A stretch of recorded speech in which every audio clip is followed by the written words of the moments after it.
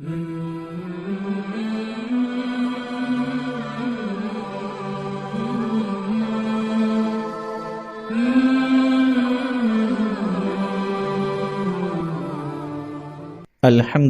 وکفا والصلاة والسلام علی عبادہ الذین اصطفا خصوصاً علی خاتم النبیین محمد الامین وعلی آلہ وصحبہ اجمعین اما بعد فاعوذ باللہ من الشیطان الرجیم بسم اللہ الرحمن الرحیم یا ایہا الذین آمنوا اذا لقیتم فئة فاثبتوا واذکروا اللہ کثیرا لعلکم تفلحون صدق اللہ العظیم رب اشرح لی صدری ویسر لی امری واحلل عقدۃ من لسانی یفقہوا قولی۔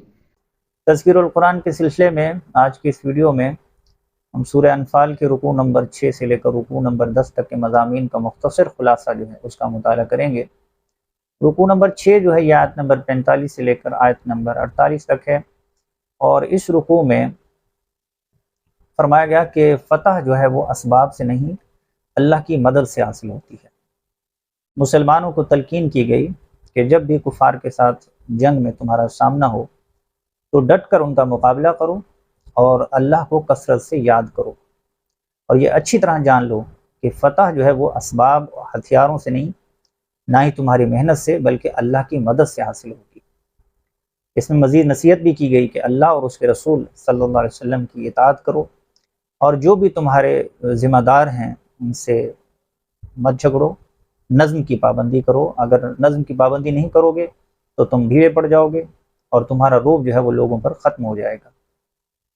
رکوع نمبر 7 جو ہے یہ آیت نمبر 49 سے لے کر آیت نمبر 58 تک ہے، اور اس رکوع میں یہ فرمایا گیا کہ دین کے تقاضوں سے پسپائی کی سزا کیا ہے۔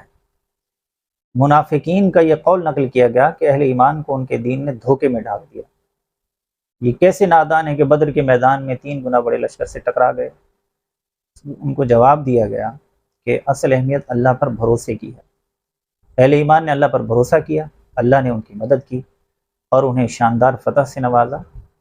منافقین موت کے ڈر سے میدان جنگ میں نہیں آتے، لیکن جب بستر پر بھی انہیں موت آئے گی تو فرشتے ان کے چہروں اور پیٹھوں پر ضربیں لگائیں گے اور ان سے کہیں گے کہ اپنی بزدلی، دنیا داری، دین کے تقاضوں سے پسپائی کا مزہ چکھو۔ رکوع نمبر 8 جو ہے یہ آیت نمبر 59 سے لے کر آیت نمبر 64 تک ہے، اور اس میں جو مرکزی مضمون ہے وہ یہ فرمایا گیا کہ بھرپور جنگی تیاری کرو، لیکن بھروسہ جو ہے وہ اللہ کی ذات پر ہونا چاہیے۔ مسلمانوں کو یہ حکم دیا گیا کہ کافروں کے مقابلے میں اپنی امکانی حد تک پوری تیاری کرو، زیادہ سے زیادہ قوت اور اسلحہ فراہم کرنے کی کوشش کرو، اس مقصد کے لیے اپنا مال خرچ کرو۔ جو مال اللہ کی راہ میں خرچ کیا جائے گا اس کا بھرپور اجر تمہیں دیا جائے گا، اور کسی کے ساتھ کوئی ظلم اور ناانصافی نہیں کی جائے گی۔ البتہ بھروسہ جو ہے وہ جنگی تیاریوں پر نہیں، اللہ پر کیا جائے۔ کامیابی ہماری تیاری سے نہیں بلکہ اللہ کی نصرت سے حاصل ہوگی۔ رکوع نمبر 9 جو ہے یہ آیت نمبر 65 سے لے کر آیت نمبر 69 تک ہے، اور اس میں ایک بڑا ہی نازک مضمون آیا ہے، وہ یہ کہ نبی اکرم صلی اللہ علیہ وسلم نے بدر میں قید کیے گئے کفار کو فدیہ لے کر چھوڑنے کا فیصلہ کیا۔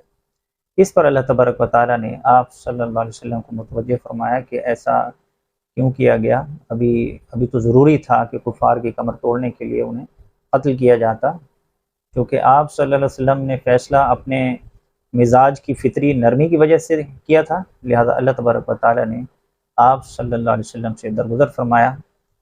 اس میں یہ بھی ہے کہ اعلان کر دیا گیا پھر کہ جو بھی فدیہ قیدیوں سے وصول کیا گیا ہے وہ مال غنیمت کی طرح ہے اور اس سے استفادہ جائز ہے۔ رکوع نمبر 10 جو ہے یہ آیت نمبر 70 سے لے کر آیت نمبر 75 تک ہے، اور اس میں بندہ مومن کا خارجی کردار جو ہے اس کو بیان کیا گیا کہ حقیقی مومن وہ سعادت مند ہیں جنہوں نے ایمان لانے کے بعد ہجرت کی اور مال اور جان سے اللہ کی راہ میں جہاد کیا۔ اسی طرح وہ انصار مدینہ جنہوں نے مہاجرین کو ٹھکانہ دیا اور ان کی مدد کی۔ ان سب مومنوں کو ایک دوسرے سے خوب جو ہے وہ محبت کرنی چاہیے اور ایک دوسرے کے لیے احسار کرنا چاہیے۔ اس کے برعکس کفار کے لیے دل میں کوئی نرم گوشہ جو ہے وہ نہیں رکھنا چاہیے۔ اگر ایسا نہ کیا گیا تو باطل کے خلاف بھرپور وار جو ہے وہ پھر نہیں لگایا جا سکے گا اور زمین میں فساد برپا رہے گا۔ ایک شعر بھی اس حوالے سے ملتا ہے جگر مراد آبادی کا کہ میں زخم بھی کھاتا جاتا ہوں، قاتل سے بھی کہتا جاتا ہوں، توہین ہے دست و بازو کی وہ وار کے جو بھرپور نہیں۔